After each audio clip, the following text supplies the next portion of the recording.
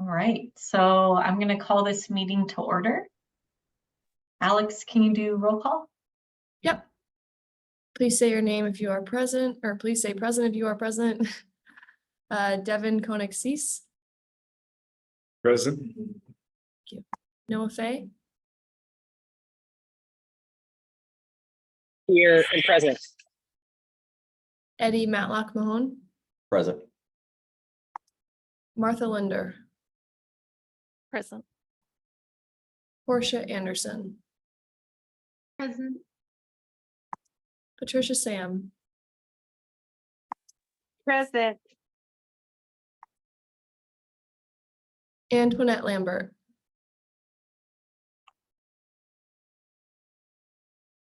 Elliot Hart. Present. Kelsey Beckmeyer. Present. Jaja Floyd.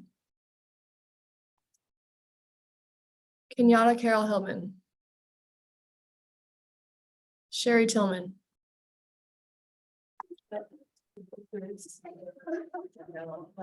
Sherry Tillman, present or no? Okay, sorry. You're unmuted.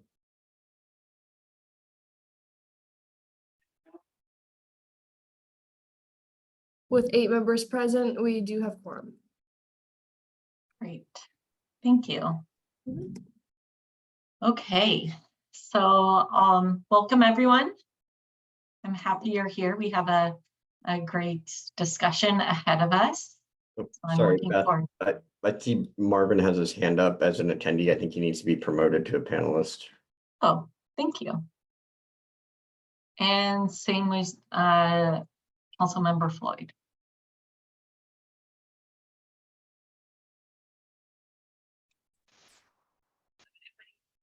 Hi, everyone. For some reason, the link I had put me into the crowd.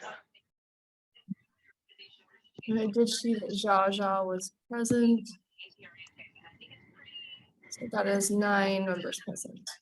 Kenyatta's here, but I don't see me in the panel either. We see your box.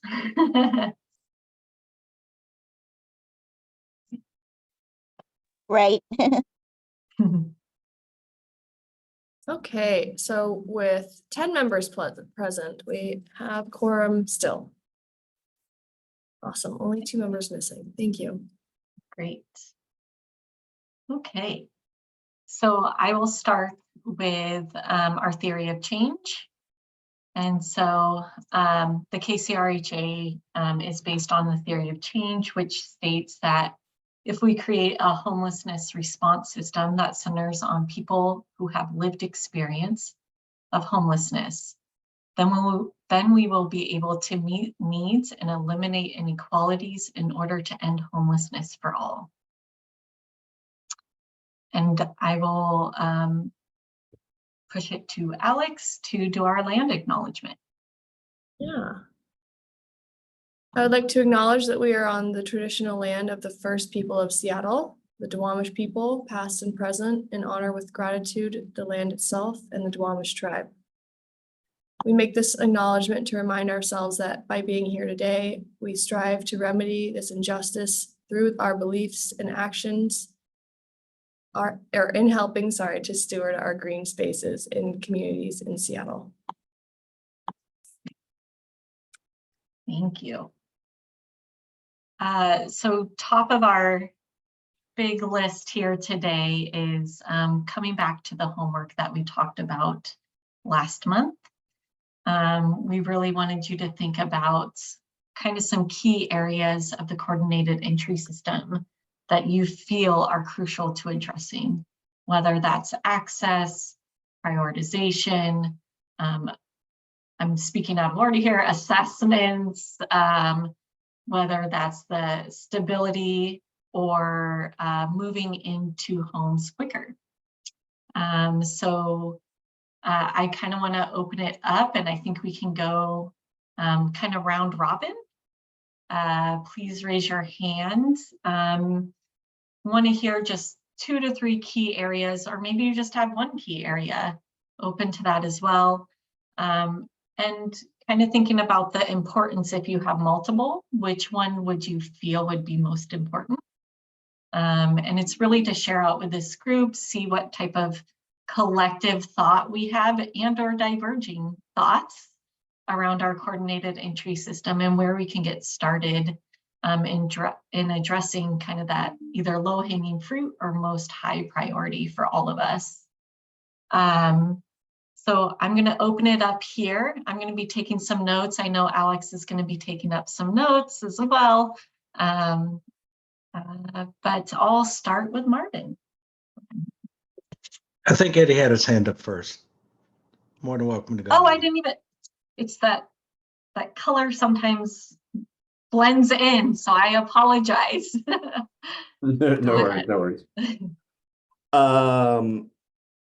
So there, I do got two of them. I don't know if one is a higher priority than the others, but the one of them is just the rate of referrals that we're seeing coming into housing that are either not document ready or they are or not eligible, and also ones that are end up turning down a unit that they get referred to. So I mean, what that does is it just, I mean, besides the crushing maybe some hope for somebody of moving forward in a process, it also, if that person doesn't want it, it just delays somebody else even longer getting into it. So figuring out some way to have providers be better informed about these so they can actually really make sure that clients are ready for these different housing requirements. And then I would say our second one is people that are getting just kind of stuck in shelter. So really trying to focus on what we can do for throughput for clients in our shelter programs to, again, try to minimize that amount of time that people are in shelter, because that can be very harmful and traumatic to people.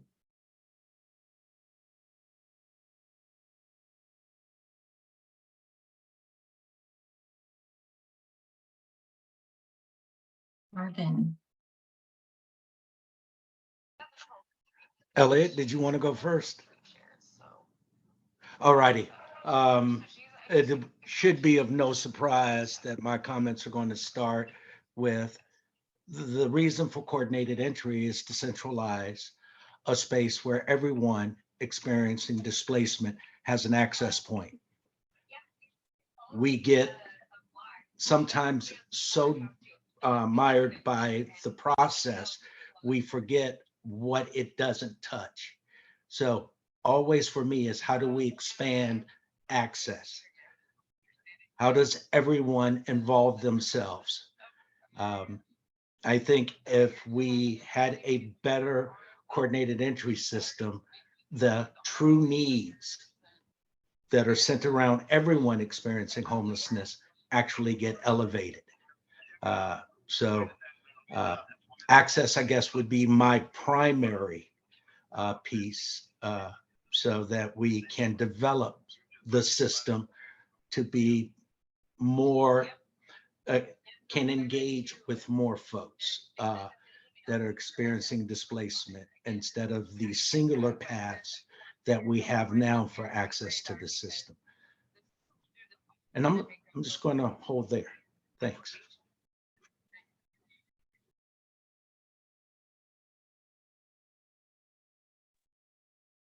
I think I can jump in next if that's the right move. Eddie touched on a piece that I think is super important, and that's, talking about preparedness, talking about, interest in an apartment that, someone's referred to. I think what I kind of wonder about are how we do handoffs. And I'm thinking not only with, from homelessness into a referral into housing, but also even in terms of mobility transfers. How are we communicating with each other through coordinated entry, between these systems to make sure that the person who's in the middle is getting their needs met, is informed, is aware of what's going on, what expectations are, what's waiting on the other side. I think a lot about the current smart sheet, which is that what we call it? The list of all the resources. It's kind of a bear. I think about the old Airtable, which for me is a visual guy, that was prettier because there were photos in it. I just wonder, like, how could we structure something where maybe breaking it down by, what's eligibility, what are services, what is the process for the specific agency, and have it very visually, spelled out in that fashion. So a case manager who's maybe never worked with Plymouth or DESC or CHS can look at this and very quickly say, oh, I get it. I see what has to happen here. And also they could share it with a client maybe and say, here, check this out. Here's what we got to do. Here's some stuff about this property. Do you want to move forward with this?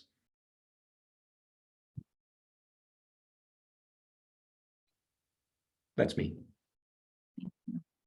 Yes, I will jump in next. Great. So I think first for me is the prioritization that we have already been talking about and working on, and just making sure that access is more equitable and more in line with who's experiencing homelessness in our community. But also making sure that there's a good match in housing. So like folks who are truly highly vulnerable are more a match, or like PSH would be a better fit. And even within that, which buildings are going to be a better fit for them to make it successful, and so that it's where they want to be, and so that they're more likely to move forward with the applications. And then just making sure we're utilizing the units that are available. And I think a lot of that goes to that transparency of making sure that everyone knows what the requirements are, and which all the HUD funding varies drastically from place to place, and just making sure that that's clear, and that folks who are getting referred to units, that is where they want to be going, so that there's not a gap in placement.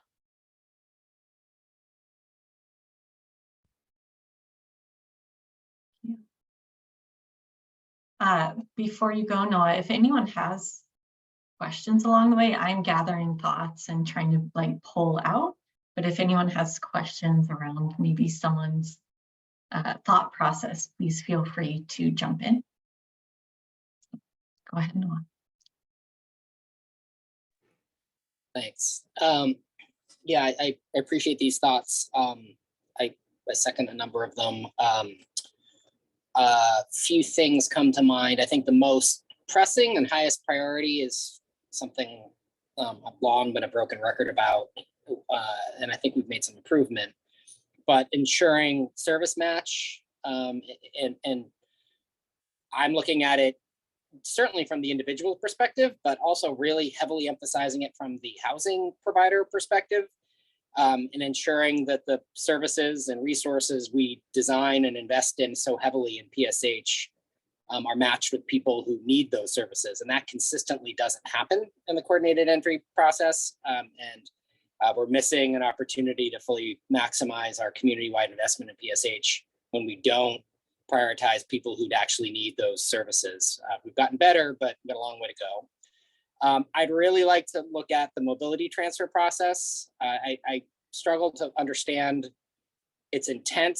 I have some concerns around just how we share information. And I think that leads into something about, I think Elliot, you brought this up about understanding resources. Like exactly what do we consider sorts of, what is the spectrum of resources available to us in our community, and what is bucketed as, a line for people with high needs, what isn't, and how do we talk about that? How do we think about that? How do we use that information to communicate more broadly about what gaps there are in our system, and then working together well to ensure we're using the mobility transfer process and the prioritization process appropriately. I think there's some room there to work on all that.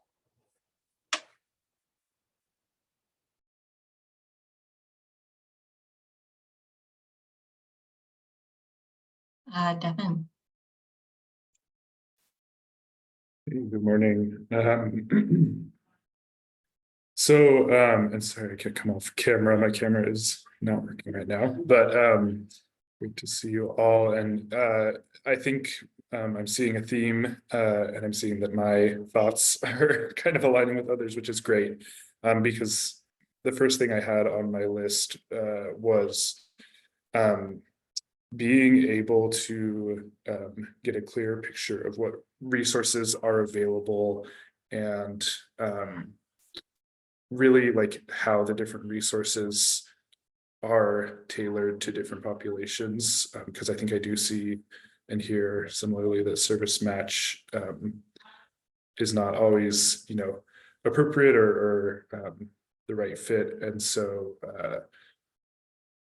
having a way for providers and people experiencing homelessness to better understand what the options are and really what they would be, what it would be like for them to live in a unit. And so I know like the live inventory of housing is a resource that's being developed. I think that's something that I'm really excited about learning more about.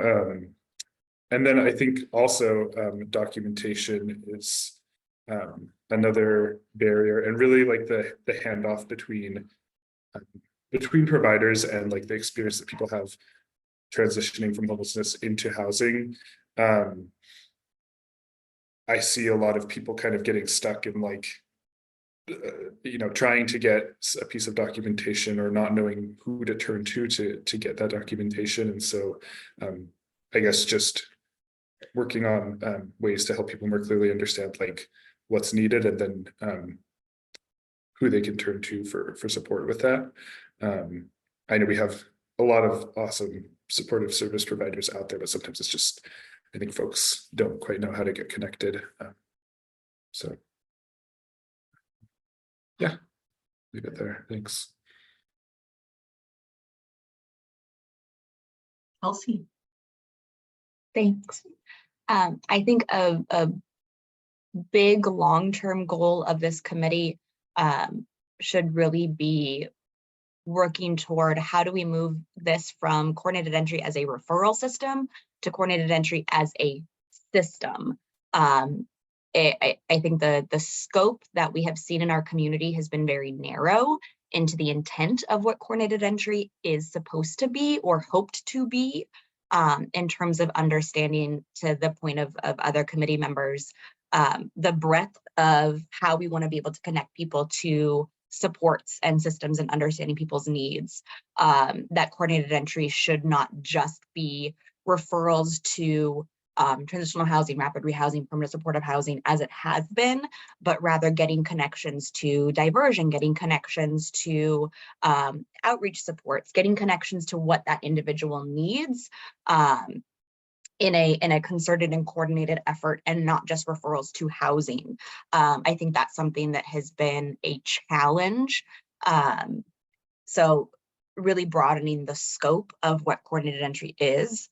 And I think that would also take a lot of just education and understanding that needs to happen as well.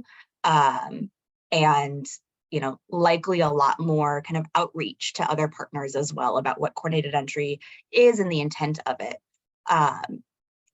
From there, I think that, two other things that are important is just continuing of the, by name list development and how that relates to both prioritization and matching, to better understand what the breadth of need is, and understanding then what are the gaps in the services that we have available within our coordinated entry system. And I think without having that full understanding, we can't create a broader system.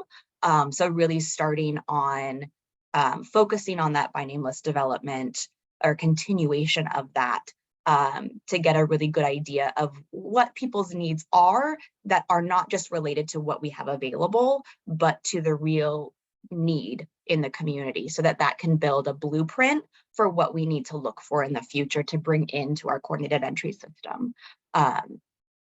And then, as others have mentioned, I think kind of shoring up the prioritization coming back to what we were reviewing a few months ago and ensuring that there's movement there. I think it's important to not just sit on that, but to see that we are focusing on ensuring that as these other pieces of the puzzle are being worked on, we are, still considering the important pieces of risk and vulnerabilities that were identified in that prioritization schema.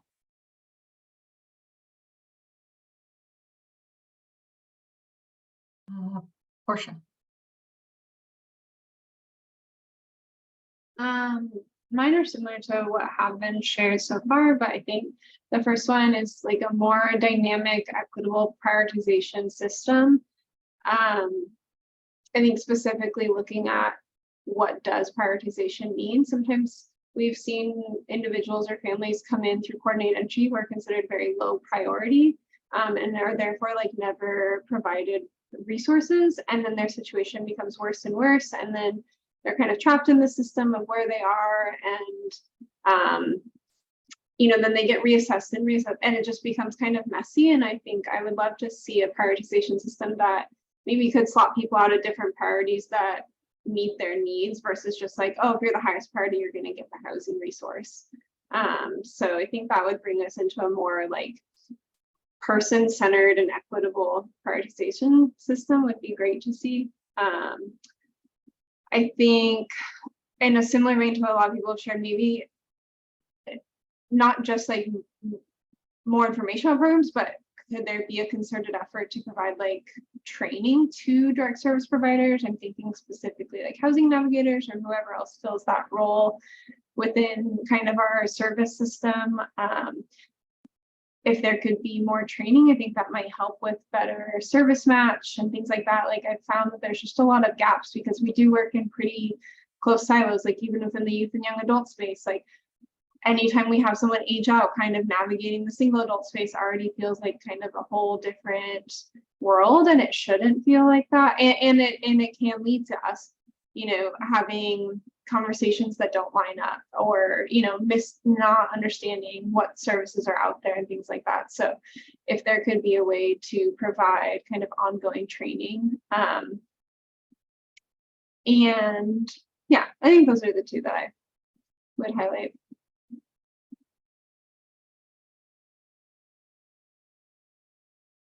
Anyone else have any comments or would like to type out in the chat? Yes. Kenyatta, I would like to say access for sure, connecting better with the clients, their needs and getting them met, troubleshooting their needs fast tracking it better than what it shows right now. Resources, getting that client to a fit of a resource that's better aligned with their needs. It's processing people through faster.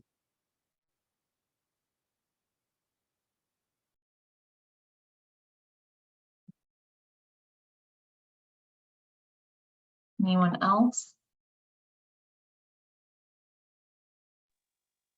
Hey, I did- there's Oh. two people in attendees that have their hand up. So I'm not sure if they're board members.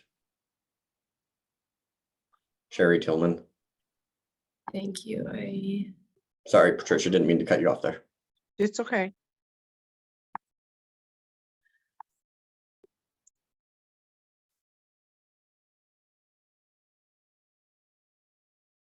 Go ahead, Patricia.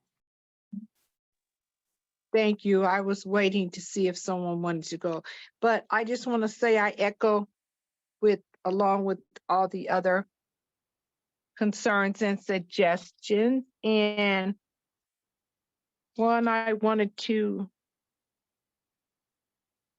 address, it might have been said, is just the communication across coordinated entry, and then the communication across partners and other agencies, as we're all working together. And that's a big one to reduce a lot of the burden and barriers on the client with miscommunication, and that could mean looking like, so I heard somebody say having document ready when we are bringing, so I'm a frontline person, example, bringing the person in, making sure we have a clear idea of what's all needed, right? And that way we can communicate to that our person that we're working with to get that in, right?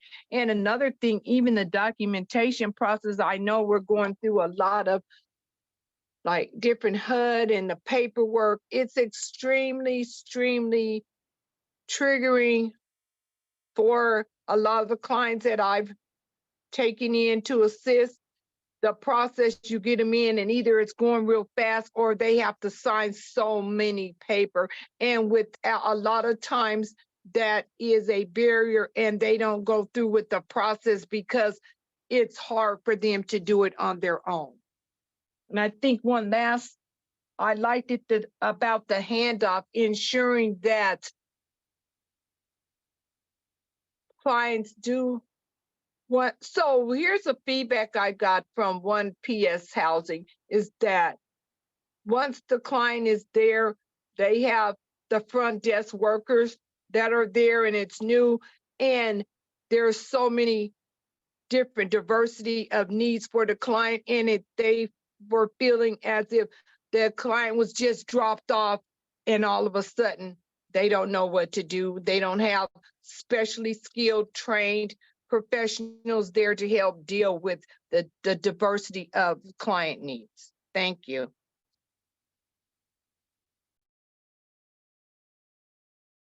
Thank you. Sherry.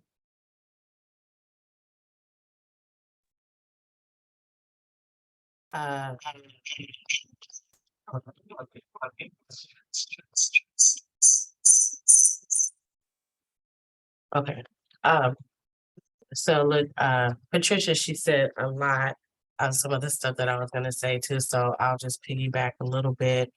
But yeah, also, I agree with that, with, people coming in and not knowing when they're doing the assessment. They're not knowing what's good. I mean, they don't know what to say.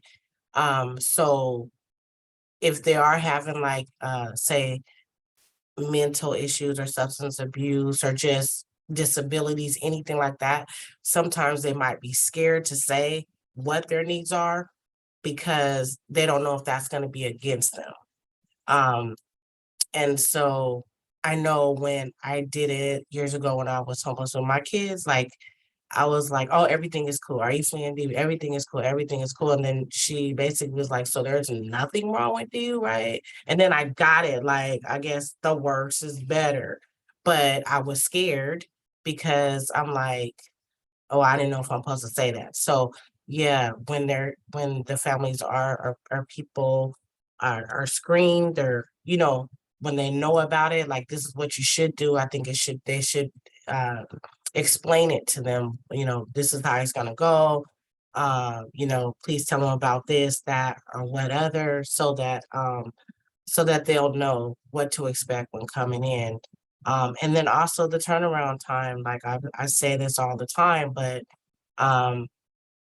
people they don't know, like there's not, the check-in is not fast to say like, hey, are you still needing housing? Are you still looking for this or any needs that you need? And then also I feel like maybe there's a number they should call as well, like because people lose their phone number or, and they don't remember who they talked to because it could be 6 months ago.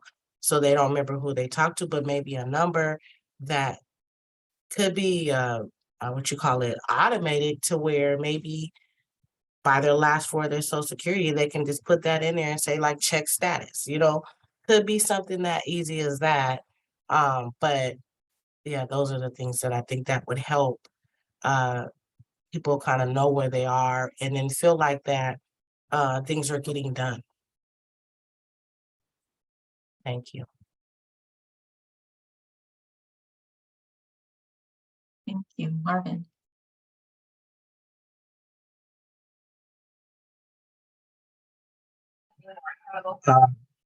Sure of how to say it better. I want to go back to what Kelsey said because it was a great way to express what bogs us down. I just always wanted to work with and coordinated entry versus in a way that while we are improving what it is it does now, being able to recognize the areas where it falls short and how do we get beyond that.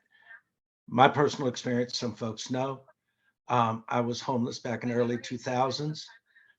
I spent 7 years operating a self-managed encampment for folks waiting to move in to housing.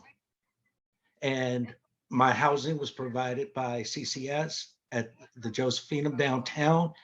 I never talked or interacted with the coordinated entry system. Once again, there are a large number of people experiencing displacement or lack of housing that don't touch our system because we spend a majority of what we do working for those most needed, which is great, but we don't build on that or expand it to actually be able to help the wider diverse community of people experiencing homelessness. And I think it should be a function of a centralized coordinated entry system to be the space where people actually have access to the system. So that's it. That's all I wanted to add.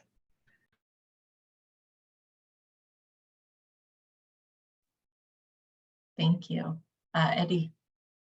I didn't have anything to add to mine. I just wanted to kind of read what Board Member Lambert had put into the chat because the meeting's recorded and stuff, and she is in a public area right now. So she had put in the chat that her two are communications and communication for better engagement and follow through to make sure clients are connected better. Yes, the screening questions, people don't answer honestly because they might feel like it's shaming and stigma around those questions are big.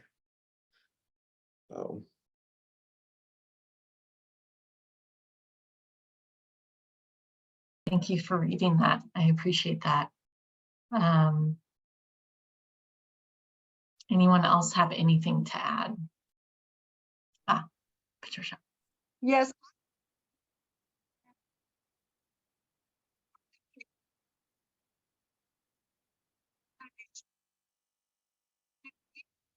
I can't hear you. I don't know if the mic is far away. Can you hear me now? Yes. Okay, excuse me, I'm at work also. I wanted to, someone mentioned something, I think it was Board Member Sherry. And it goes with the communication. I'm not so under coordinated entry and, we're with HUD. There's a lot of different federal monies and documentation, check and balances. What I am also experiencing and our clients are experiencing is the harm and stigma around the people we so like when we how can I put this? There's different housing developments that are serving and housing our unhoused folks, and there's a lot of barriers with communication.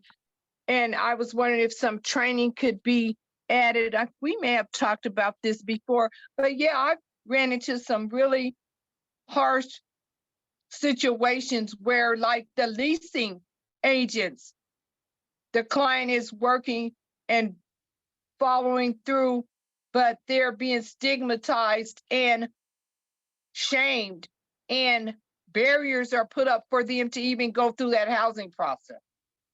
And I've had to step in and really advocate on that behalf. And there should be some development and training, training around how to work with people in our climate right now, with the well-being.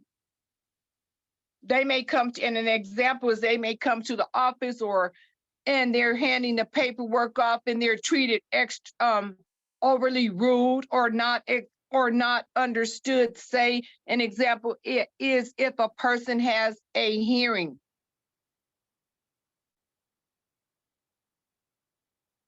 Medical issue. And they are stigmatized that, well, because they're talking loud, they're being disruptive. So things like that, just how do we work and build some kind of in our community around people that are housing our most vulnerable clients. They deserve to be housed and also to be treated with respect and dignity. And when they have complaints or something's going on, they cannot, the only way they can actually get heard is if they have someone like me or another case manager or advocate come in and advocate on their behalf. And even when I went in, I've experienced the shun off, right? They're not really present. So just some better networking communication with our other providers and people that are housing our clients. Thank you. Sherry.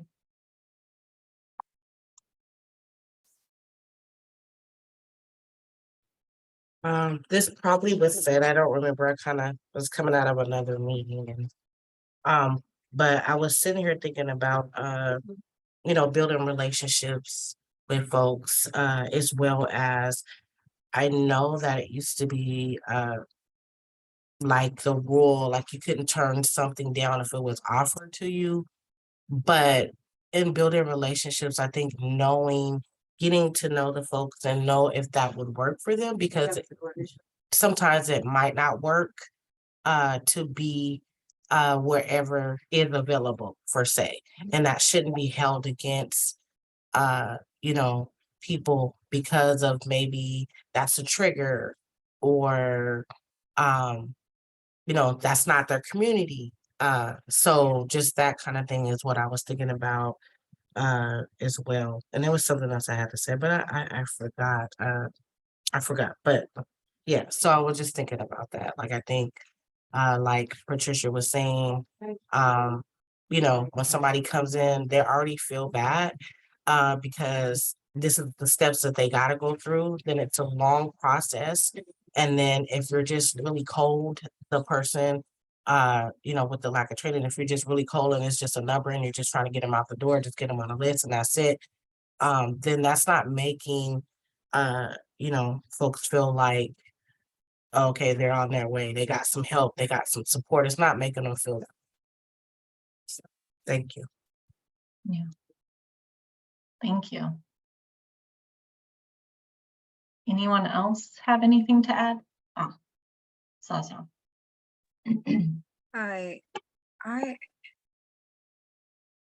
I'm sitting up here listening, and what I'm hoping that the coordinated entry process will be is humanizing.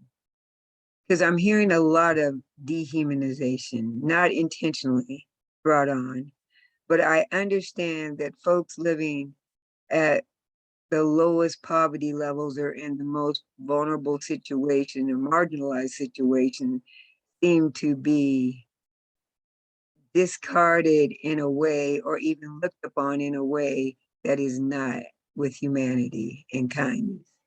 And I pray that we are not going to stand by and let that happen, that we are going to see that it is taking place, which I've heard many people speak upon this, and that we do our best to treat each and every individual as the masterpiece that they were created to be, right? And help them to evolve into them best selves so that our society can continue to reach back and bring those same people into these kinds of rooms to help the next person.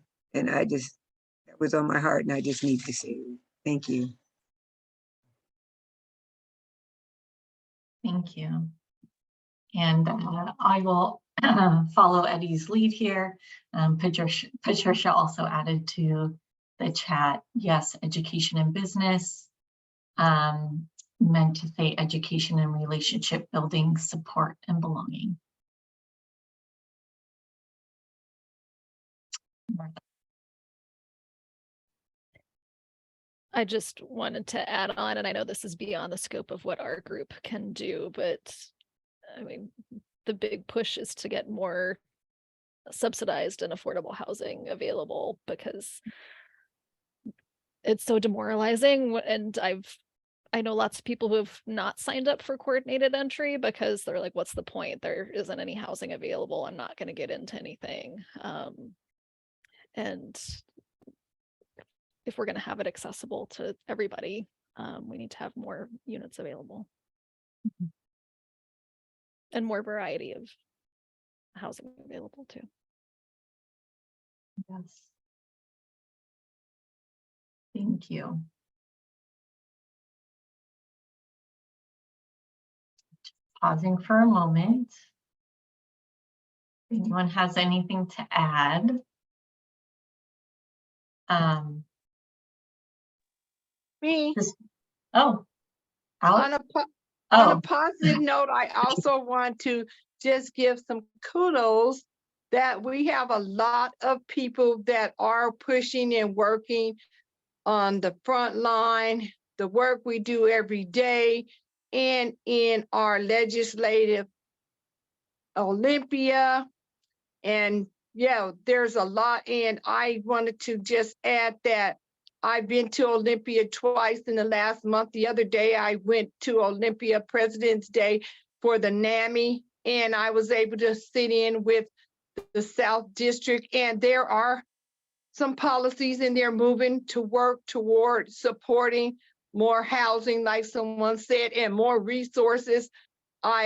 Some people shared the story about their family, and my heart just went, because the work that I'm actually doing, and they were saying that having crisis responders come out, it helps stabilize, and their families are supporting their family members. And one of the legislators pointed out, showed a lot of interest in just our well-being, self-care, and also mentioned that they are pushing for funding across the board for more case managers, just getting training and things like that. So I want to share that there is some positive things that are going on, and just to encourage everybody to continue, coming together, putting our heads together and be encouraged. Yeah. definitely. Thank you. Thanks for the positivity and good news. So thank you. Alex. Hi, I just really liked something that I think it was Sherry that said, Sherry had said, when my mom was homeless and we were trying to get her in to help, a lot of the issues like were around her not knowing what was going on. And a lot of times, you know, with mental illness, people lose their phones, they lose numbers, but like having like a kind of system that they can call. I like that, like an automated system. It's like not going to take up manpower and people away from the jobs that they're doing already, but like somewhere where they can just be like, okay, your housing is at this step, you know, maybe like just some kind of like help for letting them know where they're at. That was great. So thank you for sharing that, Sherry. I think that's a great idea. Thank you. Okay. Well, I appreciate all of this thoughtfulness. Some of the things that I'm hearing kind of over and over is the training aspect.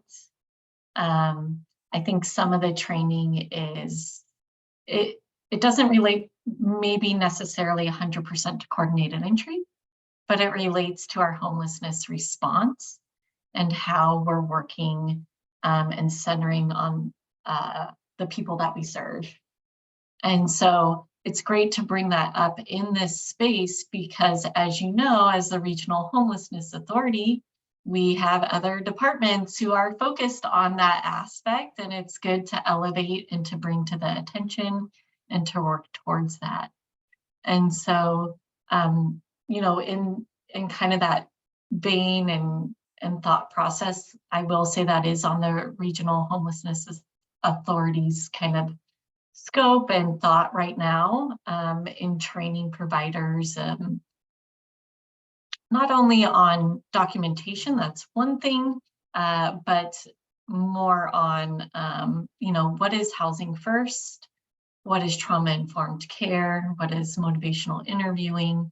Those are just examples, but how we approach homelessness in general.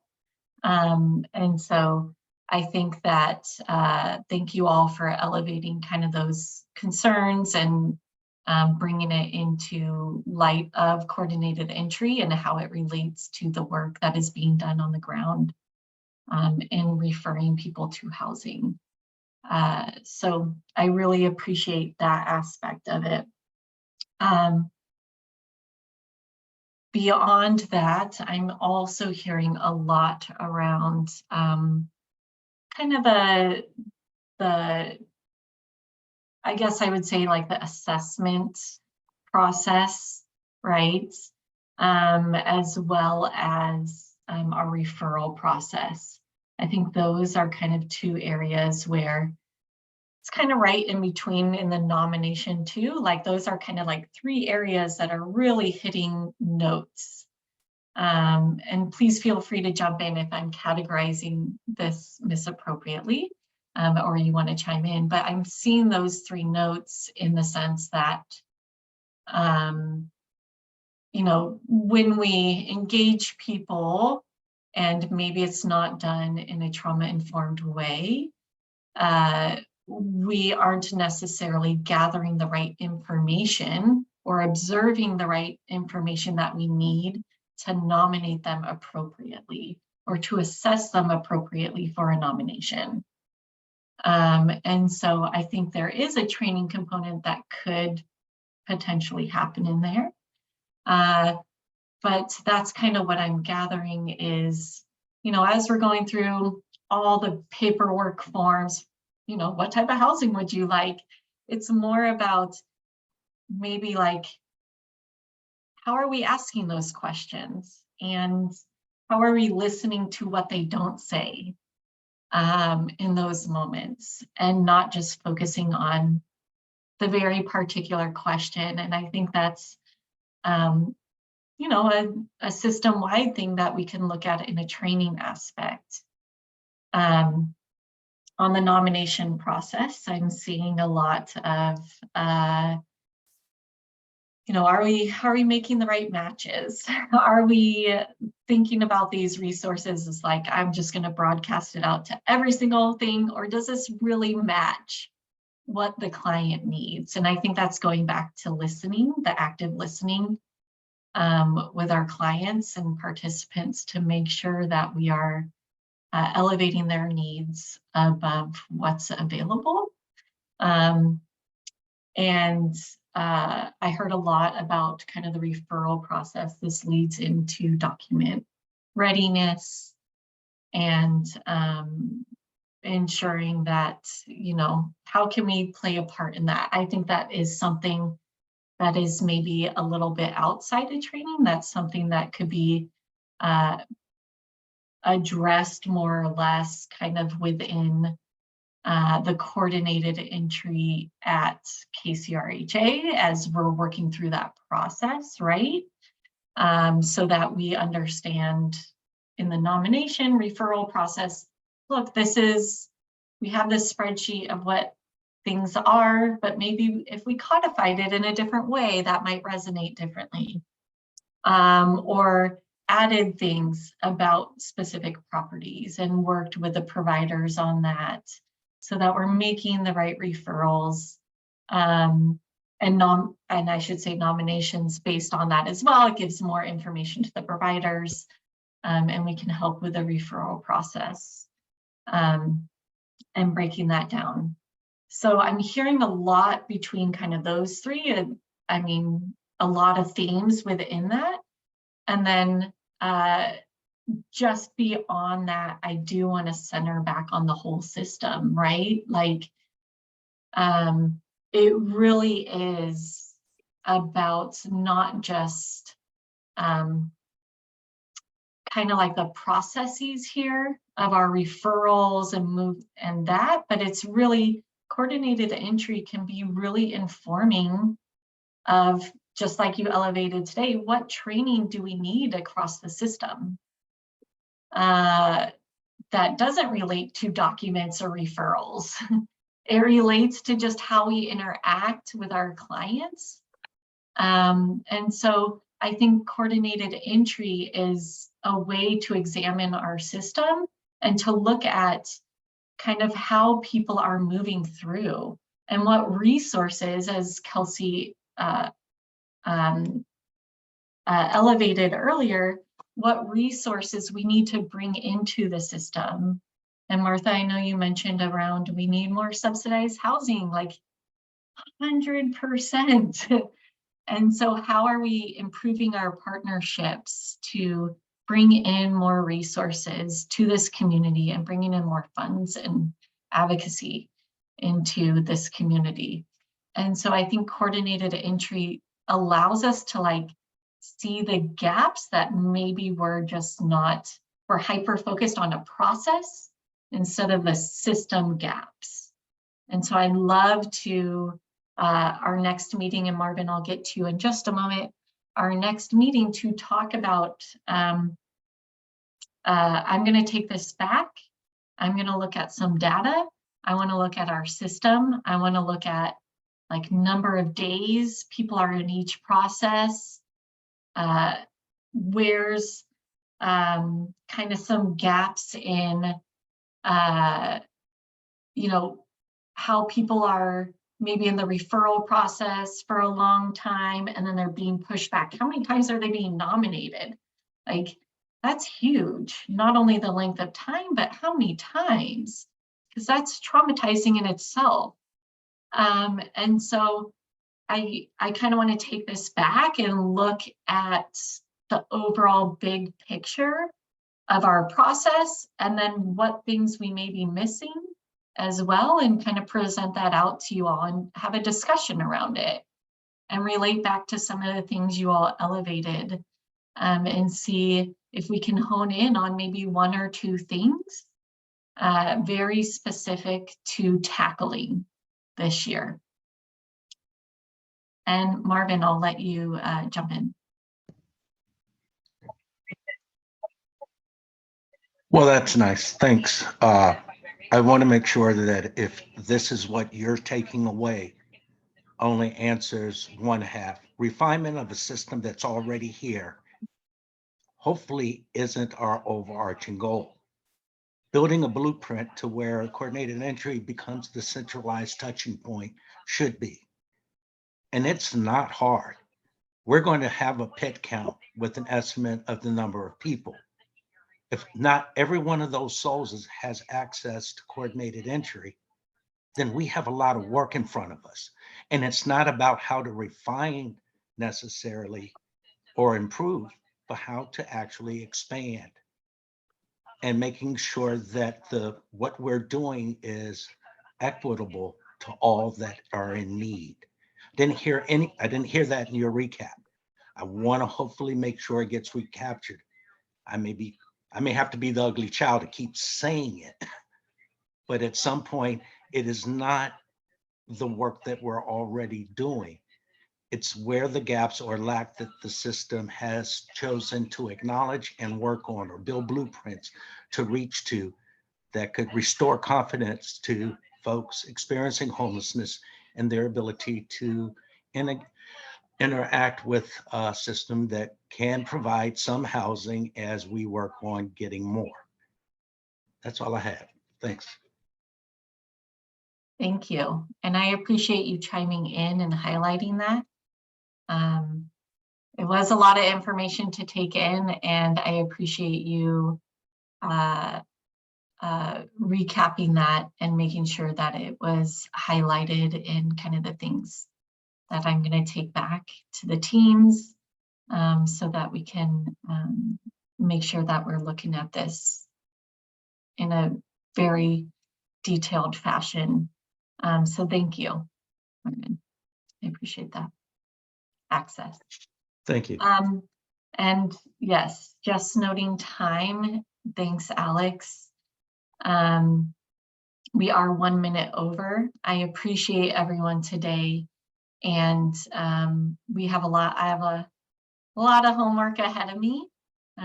So please bear with me over this next month. And if we missed anything, please feel free to shoot them mine or Alex's way. And thank you all. I'll adjourn this meeting. Thank you. Thank you, everybody. Thank you, everybody. Have a great day. Thank you. Thanks, take care. Thank Thank you. Have a wonderful day. Thank you.